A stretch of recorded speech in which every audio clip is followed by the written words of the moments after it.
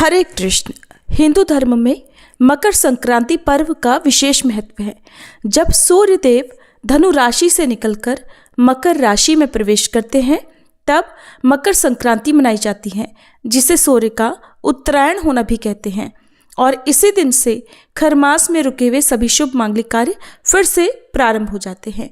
नए साल का सबसे पहला पर्व मकर संक्रांति होता है और इस बार साल 2026 में 14 जनवरी को मकर संक्रांति का पर्व मनाया जाएगा। 14 जनवरी को दोपहर में 3:13 पर सूर्य नारायण मकर राशि में प्रवेश करेंगे। ऐसे में 14 जनवरी को ही मकर संक्रांति का पर्व मनाकर इसी दिन गंगा स्नान और फिर दान किया जाएगा। मकर संक्रांति के दिन गंगा जी में स्नान करने के बाद दान देने की विशेष परंपरा है और इस दिन पुण्यकाल और महापुण्यकाल को दान देने के लिए या फिर किसी भी कार्य की सिद्धि के लिए सबसे शुभ समय माना जाता है। इस बार मकर संक्रांति के दिन पुण्यकाल दोपहर 3:13 से शाम 5:45 तक रहेगा।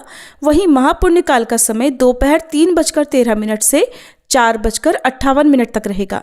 मकर संक्रांति का क्षण होगा दोपहर 3:13। हिंदू कैलेंडर में पूरे वर्ष भर में 12 संक्रांतियां होती हैं, लेकिन मकर संक्रांति अपने धार्मिक महत्व के कारण सभी संक्रांतियों में सबसे अधिक महत्वपूर्ण मानी जाती है, जिसे लोग खिचड़ी भी कहते हैं। और इस दिन खिचड़ी बनाकर उसका भोग भगवान को लगाया जाता है, प्रसाद रूप में स्वयं भी ग्रहण किया जाता है और लोगों में भी बांटा जाता है। लेकिन इस बार मकर संक्रांति के दिन ही एकादशी पड़ने के कारण इस दिन आप खिचड़ी ना बनाकर केवल खिचड़ी का चाहे तो दान कर सकते हैं। और मकर संक्रांति के दिन आप तिल का दान और तिल का भोग भगवान को अवश्य लगाएं।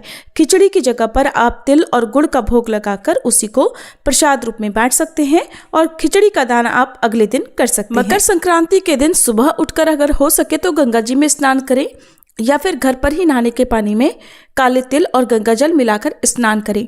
सूर्य देव को काले तिल मिलाकर जल अर्पित करें। 1 लोटा जल अपने पितरों को अर्पित करें।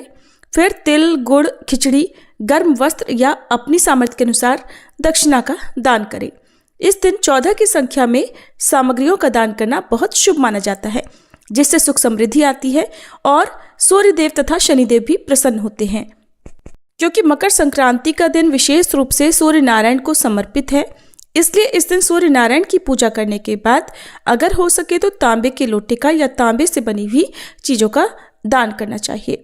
पीपल के पेड़ की पूजा करके पीपल के पेड़ में भी जल अर्पित करना चाहिए। ये थी आज की वीडियो। अगर आपको अच्छी लगी हो तो वीडियो को लाइक जरूर कीजिएगा।